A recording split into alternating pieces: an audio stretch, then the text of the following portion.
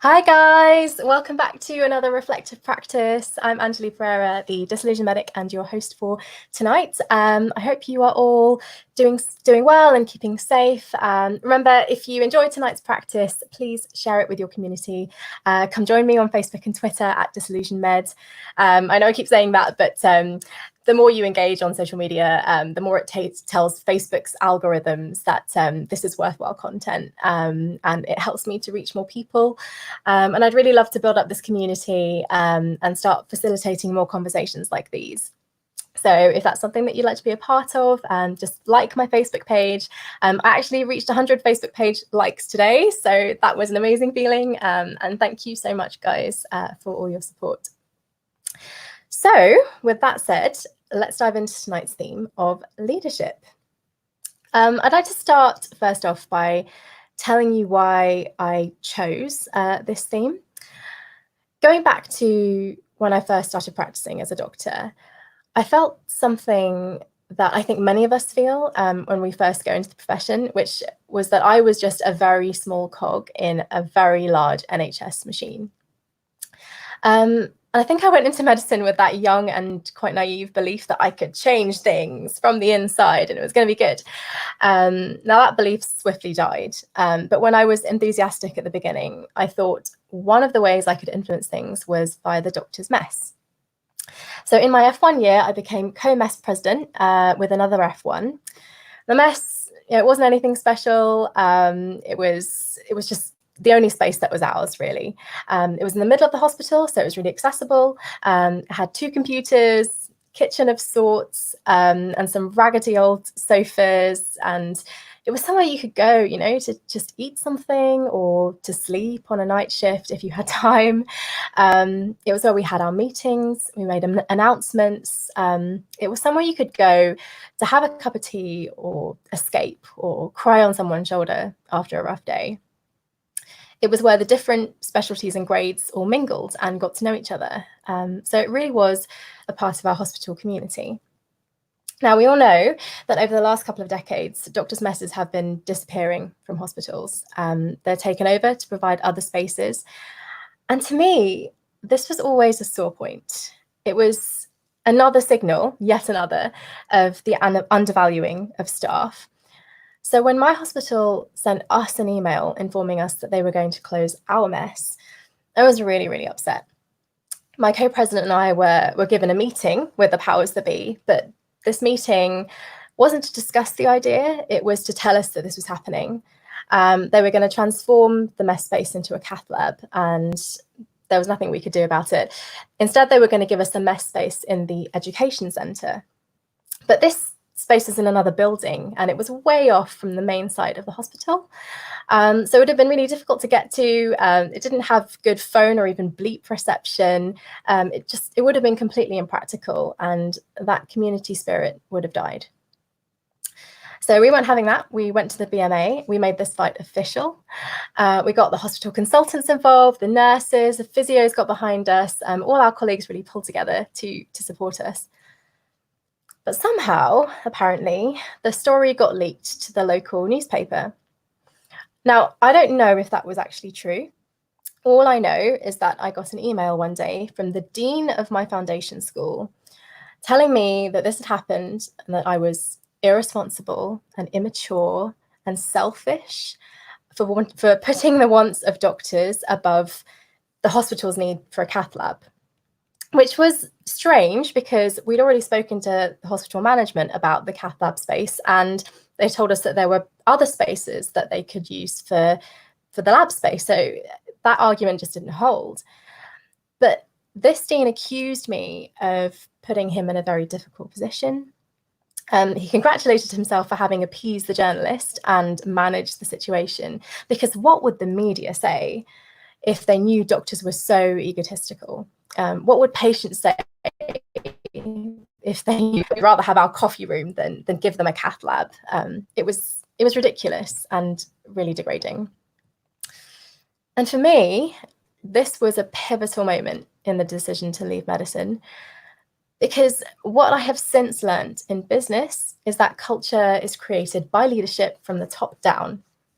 If you take care of your employees first, then you take care of your customers, and you take care of your shareholders in that order. Your staff come first because ultimately they are the people who are going to put in the sweat. They're the people who are going to make sure your clients are happy and that your profits are healthy. And in medicine, it should be the same philosophy. Take care of your staff first, and you will take care of your patients.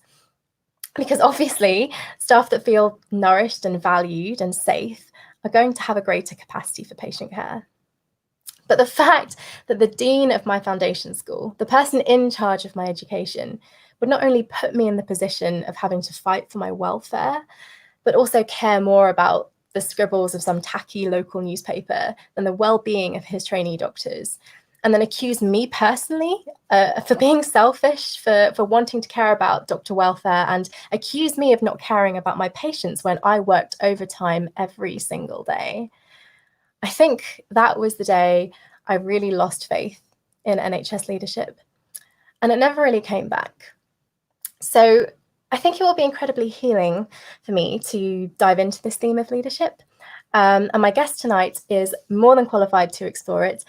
Chris Hafner is a strategy consultant, an investor, an entrepreneur, and an international speaker.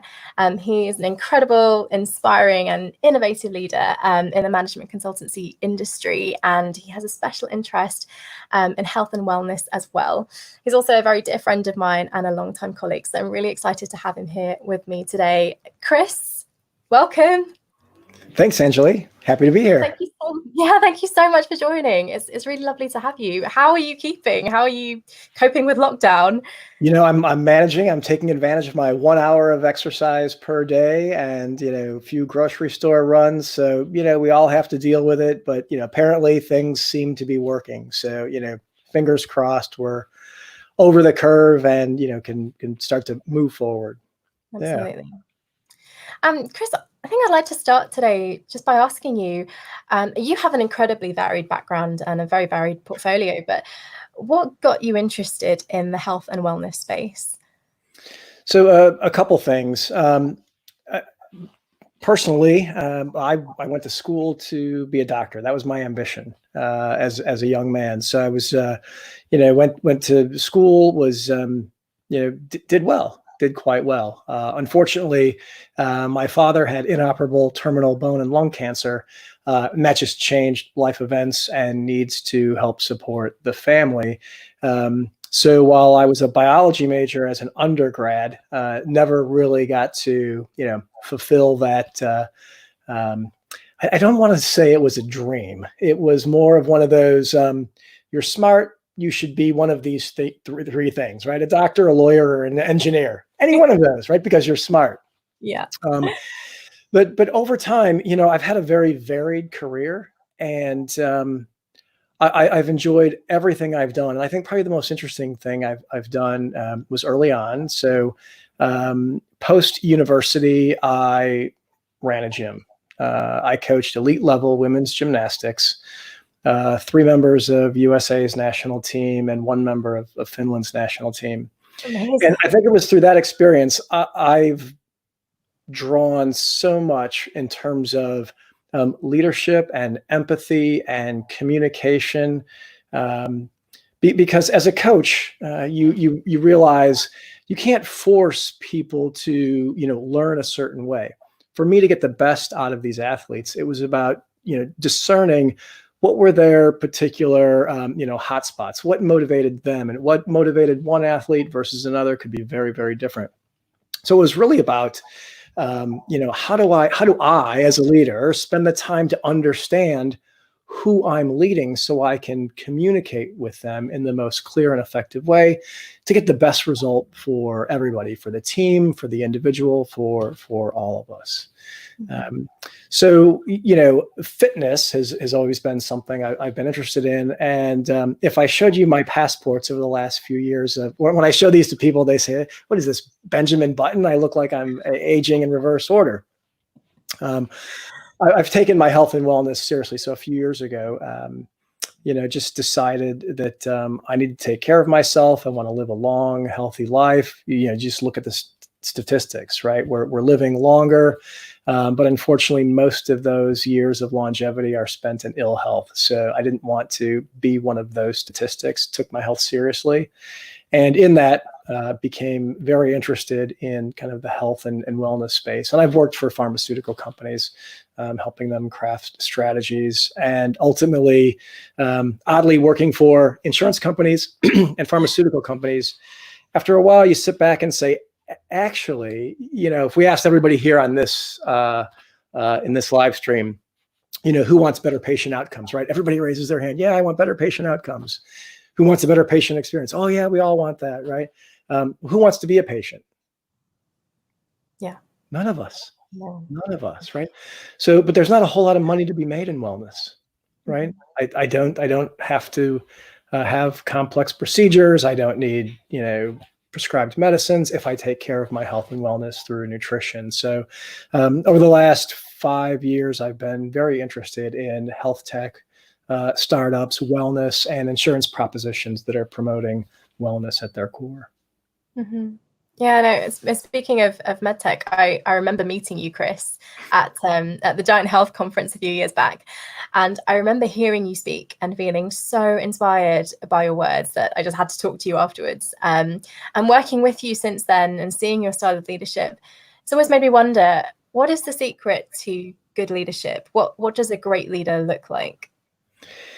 So I think we overcomplicate this topic of leadership, right? So leadership is something, someone navel gazes, pontificates, academics, research and put out papers and books and leadership styles and, this full range of leadership. And it really isn't that hard. It boils down to something so simple. And we find this across the spectrum of philosophies, which is basically what you would likely will teach your children, right? Which is treat other people the way you want to be treated. Right. So it's that simple. You were talking earlier about, being framed as being irresponsible, immature, and selfish. That is not, now you had to process that, right? But for everybody out there, when you hear those words, you have to remember that that's not a reflection of you necessarily. Yes, there are times you have likely been irresponsible, immature, and selfish. But more often than not, it's the lens through which the person providing that feedback is looking, which oftentimes is a reflection of how they feel about themselves, but can't express it. So they express it outwardly. And I would look at that and say, wow, you were a bit innovative and creative. You showed a level of persistency and empathy for your coworkers and what they needed. So it's really in the eyes of the person who's giving that feedback. And so I think we, as people being led by others, we need to be critical followers and look at that and say, well, is that something I should take away and learn? Or perhaps is this coming out for another reason from this quote unquote leader? And that's how you will evolve into being a good leader, because you're starting to demonstrate the skills of empathy and discernment and trying to understand, who is that individual, as opposed to having this blanket, this is what I say and everyone must adjust to my style or standards. Absolutely.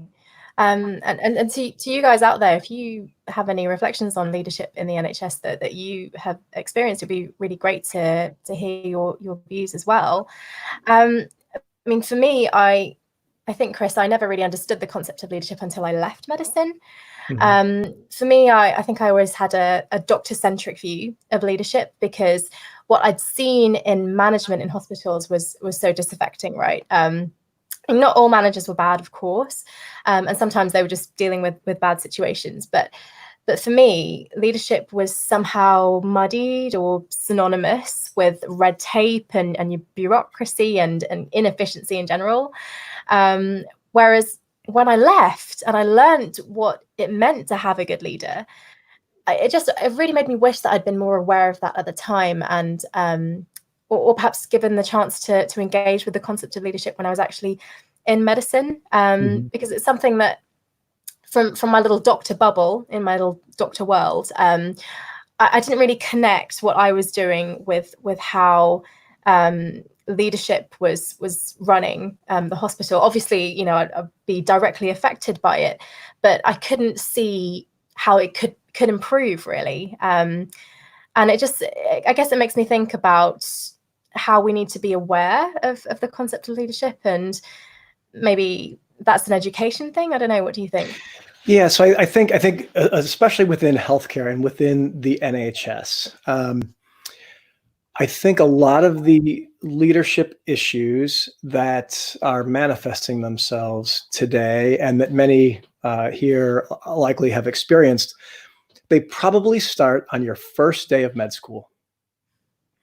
And I'm willing to get, I'd be willing to bet that for most people, right, for most medical practitioners, your first day of med school, some professor, lecturer stood up and told you how special you were, what an elite group of people are here at this unique institution, the best institution, you know, ever, and how fortunate you were. And so it kind of starts with this, the slow erosion of humility. And for some of us, we can maintain our humility, and for others, we have to be more aware of it. I will admit, I have to be more aware of that. I have to consciously think about that at times.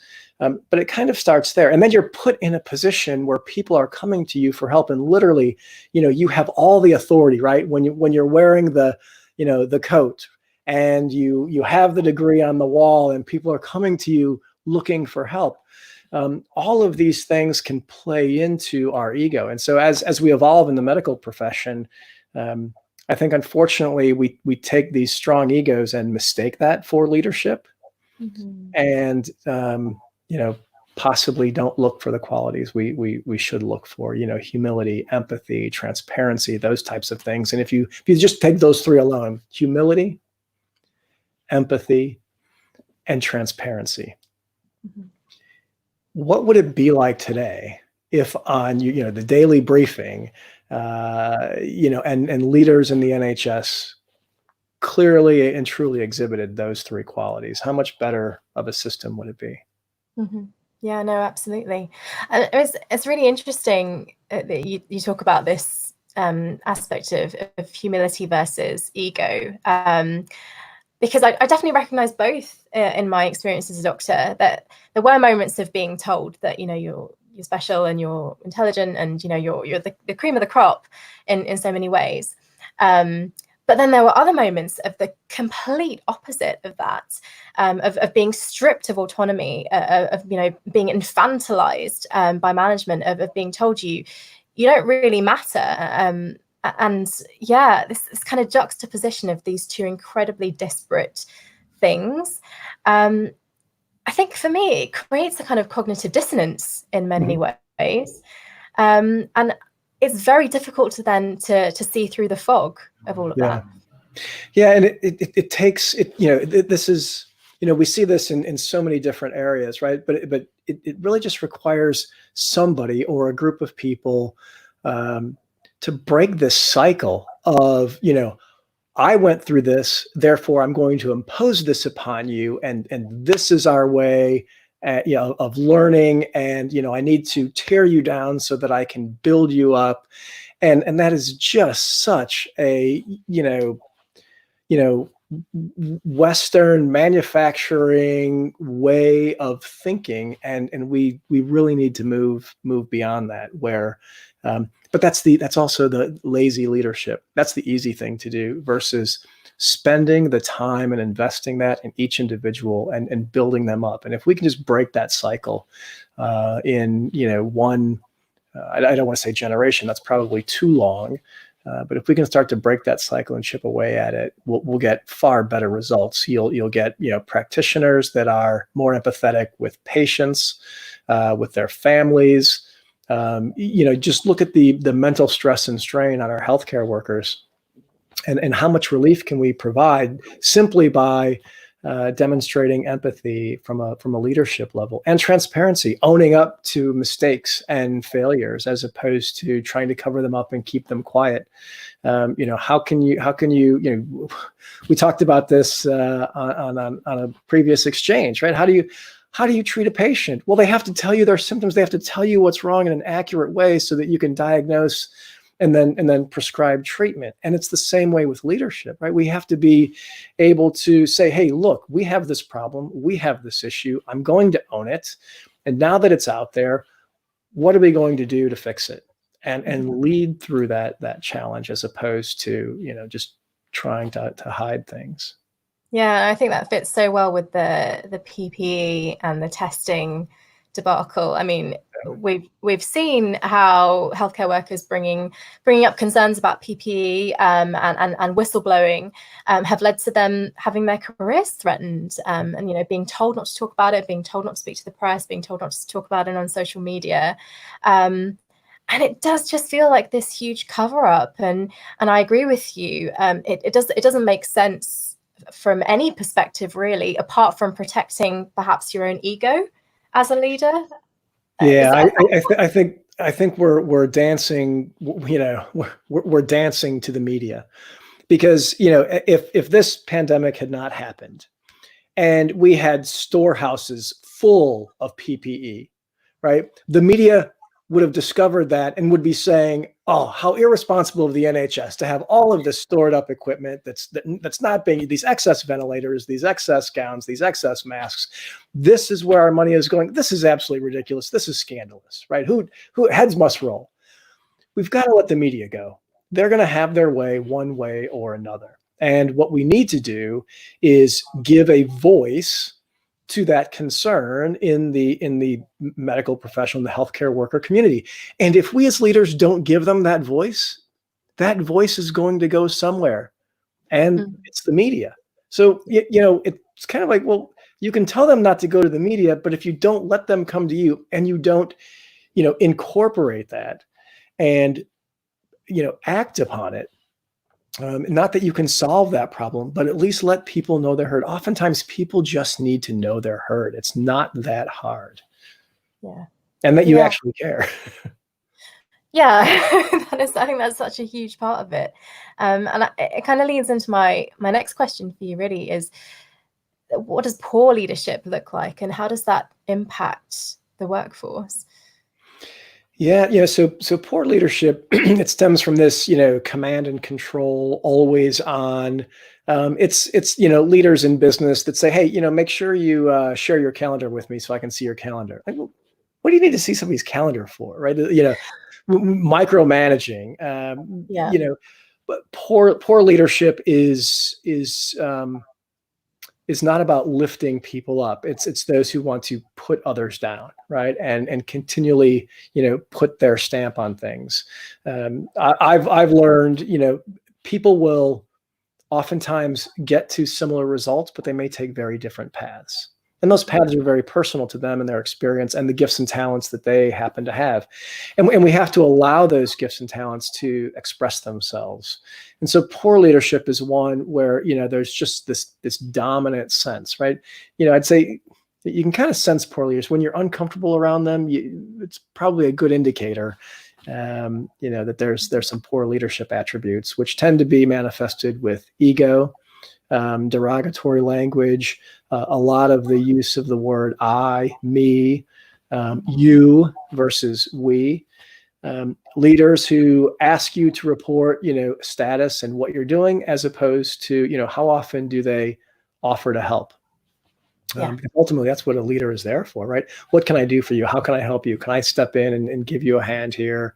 What barriers do you have? What roadblocks can I remove for you? Those are, good leaders ask questions. Poor leaders give commands. Yeah.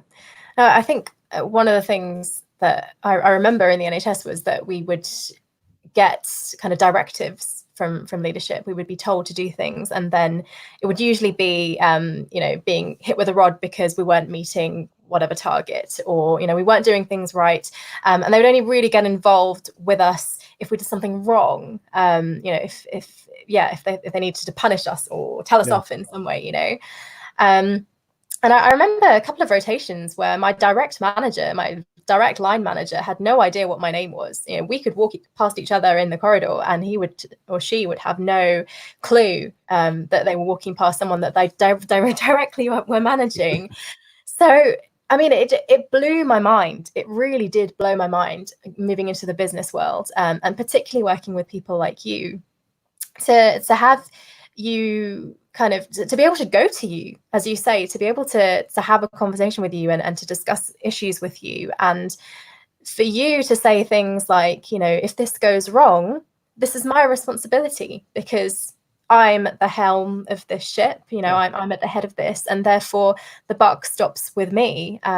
It was incredible to me. Yeah, there was a Syrian slave brought to Rome, Publius Cyrus, who has many quotes, but an interesting story. He through his wit and talent, moved up to be a very well respected member of Roman society at the time.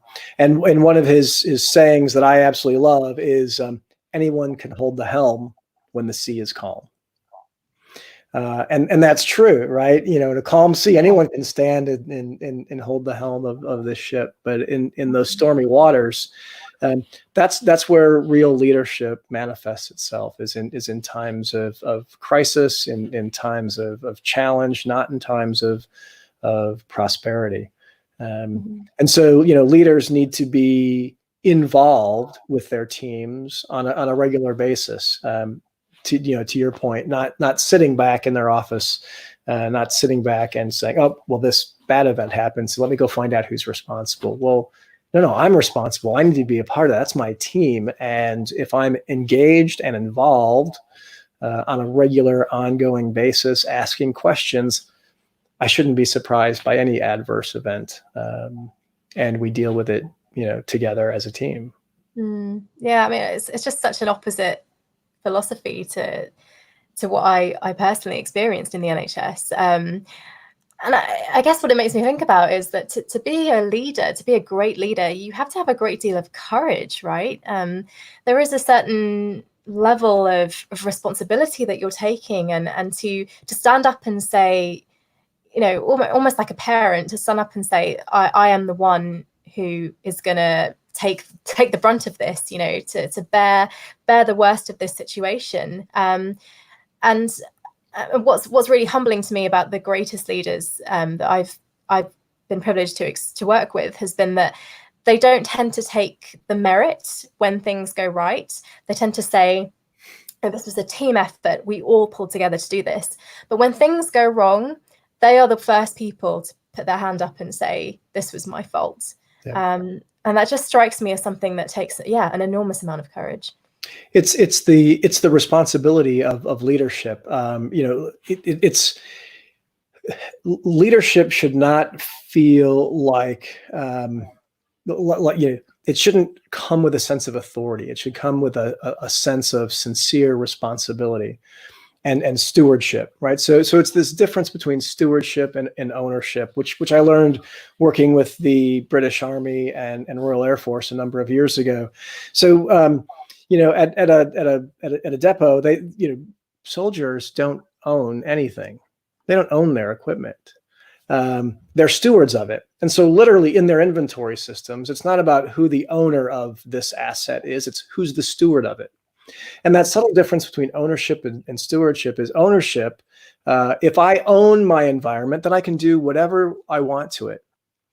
If I am a steward of the environment, it comes with a responsibility and an expectation that I am the temporary custodian of this asset, and it may well fall to the hands of someone else in the future. And therefore, I have to have a responsibility to take care of that. And that's that sense of responsibility that says, look, I'm here to coordinate a team. I'm a conductor, right? So at the end of a great symphony, the conductor doesn't talk about what beautiful music they played, right? It's the musicians.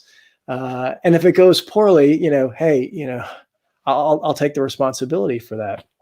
And so it's the ability to, get beyond yourself, check your ego at the door, and understand that, with that title and other, apparent privileges, there's a great burden to leadership for those who are true leaders. Absolutely. We've got a comment coming through from Malaki here. He says, interesting. My impression of a good relationship with leadership in the NHS is how little you see them, how little of a burden you are to them, and being seen as being able to handle things solo.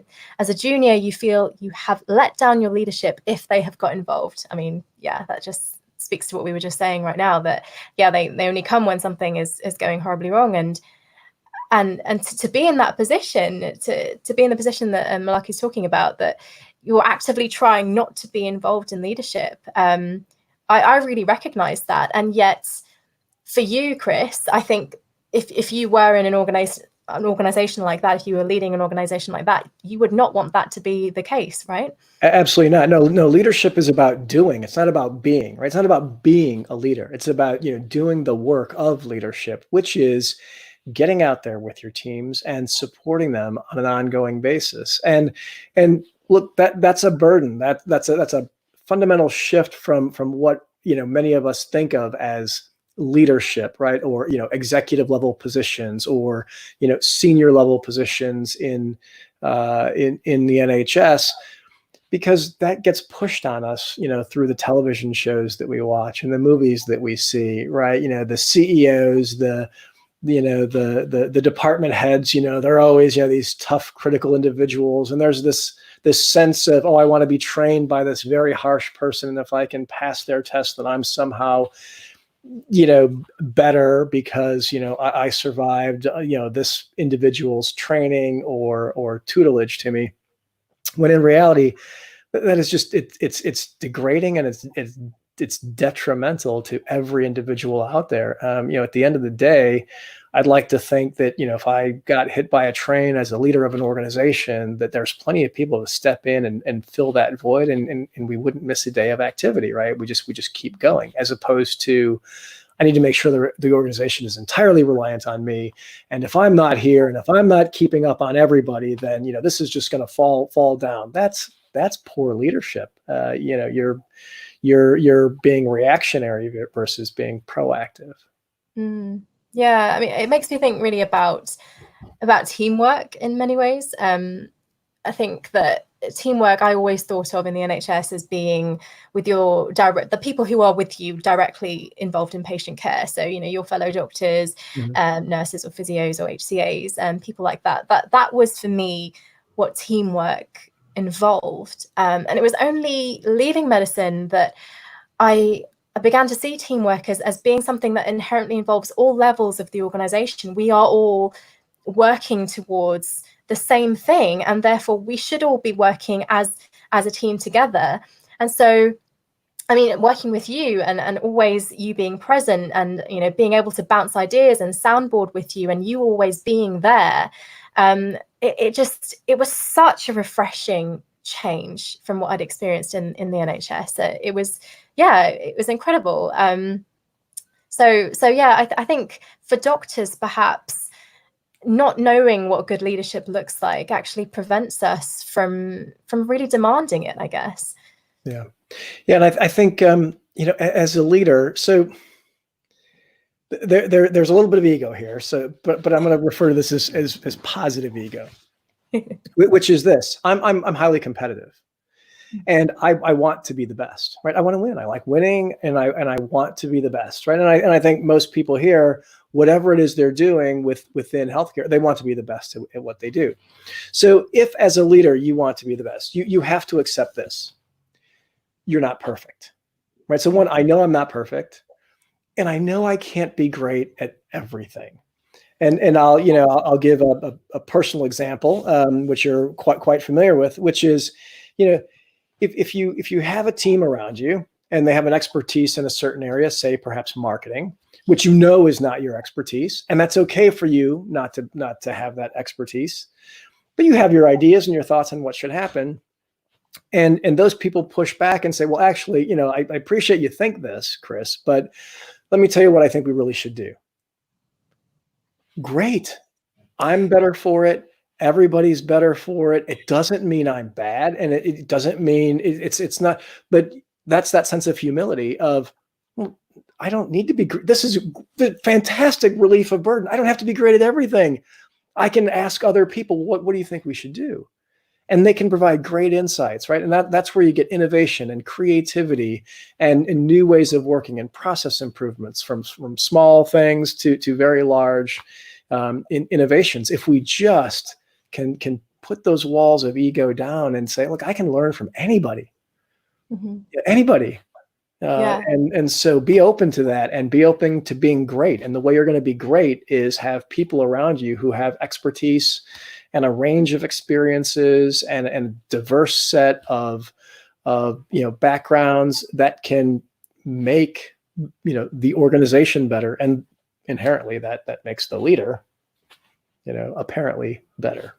Yeah, no, I mean, I couldn't believe it. I couldn't believe it when I was, as someone working, in your organization in marketing, I could not believe it coming to you and saying, I think what you're doing it could be improved, and I think you should be doing this. For you to turn around and not only say, okay, I hear you, but actually do it for a doctor, that was just insane to me. I mean, I couldn't believe this was happening. And I think it just goes to show, how little experience of good leadership we have. And Sophia is actually saying, my experience totally resonates. It is interesting to see that one of the only ways in which leadership is in such a system manifests itself is a punitive manner rather than a supportive one. So I think, again, these are often, unfortunately, these aren't complicated issues. Because complicated is easy. They're complex.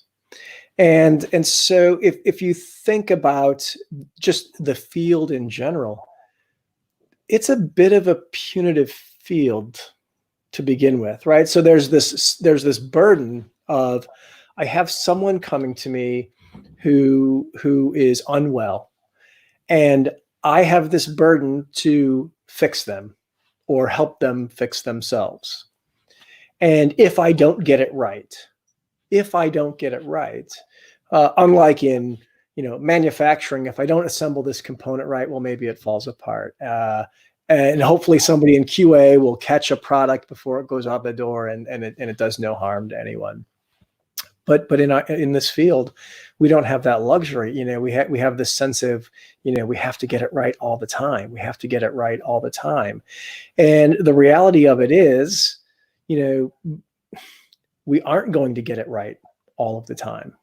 And to have that expectation, and I get it, the stakes are high. It's people's health, it's their health and wellness, it's their life. And if we get it wrong, death, right? So I mean, that's a pretty high bar. And to say, oh, by the way, we expect perfection. But we aren't. So it's complex to find this balance between, a high degree of responsibility, but then also coming around an individual who perhaps makes a mistake and can learn from it, and not punish and not be punitive, because practitioners by their nature, they're going to punish themselves enough to begin with, right? There's an incredible emotional burden. So leaders don't need to add to that. We need to step in knowing that you're going to feel that sense of responsibility. And my job is to tell you, look, it's going to be okay. There's something we can learn from this, but it's going to be all right, right? And how do I raise you up and get you out of that as quickly as possible? For two reasons. It's the best thing for you, and it's the best thing for the next patient that's going to walk in. Yeah. That connection between, as I was saying before, that connection between looking after your staff and looking after the patient. We always bang on in the NHS about patient care, patient safety, how it always comes first. And I think that's it's a very alluring narrative, to say it's a very media friendly narrative. Oh, the patient always comes first. But really, I think what it's become is that the patient is the most important thing and the staff are not important. I think that's what it's become now. And not making that connection between the well-being of the staff and the well-being of the patient. I think it's a dangerous place to be. And we could do so much more if we just understood how those two things tie in together, right? Yeah. Yeah. And, you know, one of the comments is talking about this sense of balance, right? Of efficiency and flow versus thoroughness.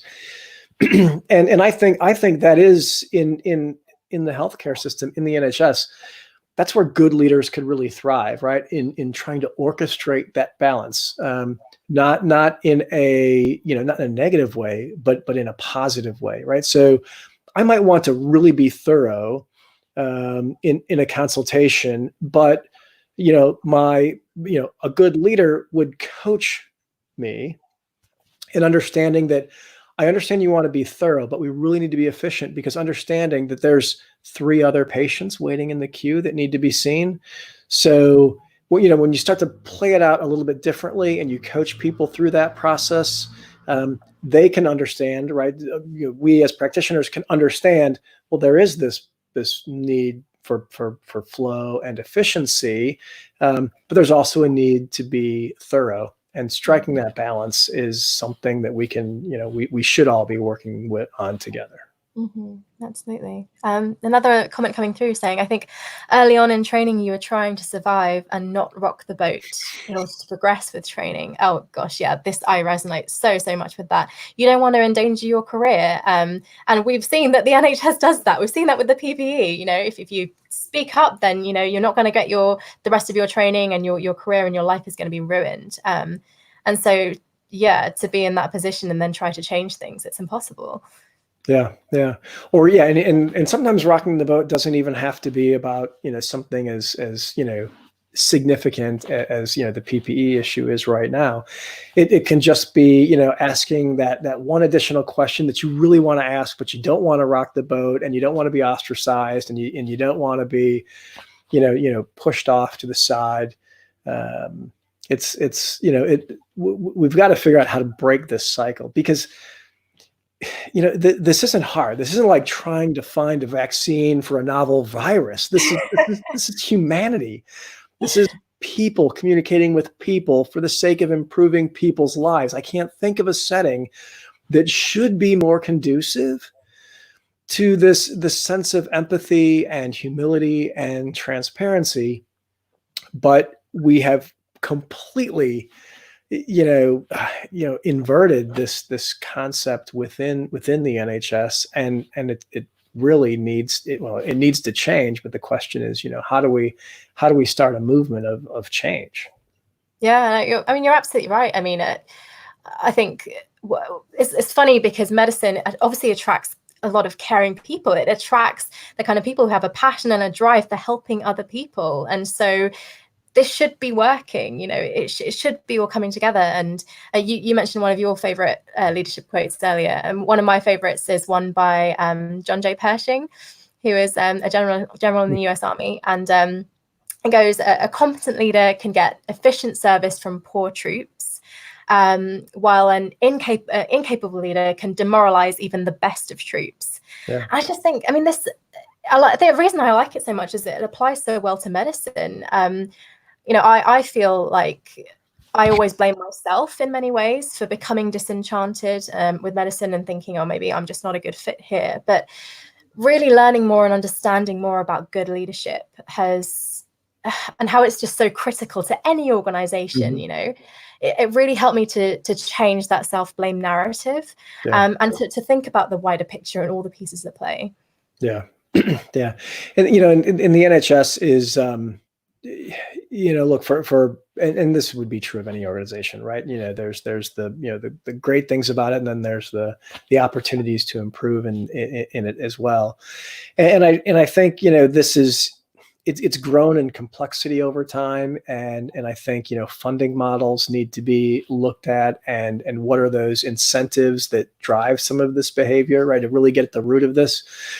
Because I don't think it's just, there's just a whole host of bad leaders that need to be purged. No, I think they are, if we can attempt some empathy for them, you'd say, well, if they're kicking the cat, who's kicking them? And so it could be, very, perverse incentive programs and funding initiatives that, and I've seen it where, I've seen great ideas basically being, killed on the front line because, well, but if we did that, then that would reduce, this number, which would mean we wouldn't get this level of funding. So actually we need to, right. So it's this orchestration of numbers to achieve a metric. Mm-hmm. And it's interesting because, a lot of that comes from, a guy by the name of Deming, who was famous in the automotive industry, who's famously misquoted as saying, what gets measured gets managed. Now think about that, right? What gets measured gets managed. That quote, now he did say that. It is factually accurate. He did say what gets measured gets managed. He said those exact words. And that was what formed the foundation for Kaplan and Norton and key performance indicators. And we're going to measure everything, right? Metrics, right? Nothing wrong with metrics. It's fine. But here was the real quote, right? The real quote, right, was while he did say what gets measured gets managed, what he actually said was, it is false to assume that what gets measured gets managed. It is a costly myth. Wow. The exact opposite. Right. So it's the exact opposite, right? So here's this guy that's all about, statistical analysis and effective, manufacturing techniques. But he was saying, look, you can't do everything by the numbers, right? It's false to assume that what gets measured gets managed, right? It's a costly myth. And we're living that misquote out in today's NHS. Yeah, just targets being one of them. Well, Chris, I mean, I could talk to you about this all evening, but we have come to the end of our live stream. So thank you so much for joining me for this wonderful conversation and this brilliant reflection. Where can people find you if they'd like to reach out for you? You can find me on LinkedIn, Christopher Hafner, or on Twitter at StratExec. And I'd be happy to connect with anybody, have a chat anytime. And for, Angela, well, I take anybody up on any kind of a conversation. So I wish all of you the best. And, thank you, Angela, for having me on. And thanks to your audience who, you're doing great work. It doesn't always feel rewarding, I know, but stick with it and, try to change the course of what's in front of us. Demonstrate those three attributes, even to those leaders who may not be worthy of that moniker, empathy, transparency, and humility. Thanks. Thanks, Chris. Take care of yourself. Thank you. Bye. Oh, wow. That was fantastic. I loved that. Thank you so much, guys, for joining me tonight. And do come again next Monday. That's May 11th. I will be talking to Ami again, Dr. Amrita Sen Mukherjee, about the theme of conflict. As always, you can @ me on Facebook or Twitter at Disillusioned Med. Tell me your thoughts about reflective practice and what we're doing here in this space. I'd love to hear about it. And as always, please like, share, and subscribe. Take care, guys. Stay inspired, and I will see you next week. Thanks a lot. Bye.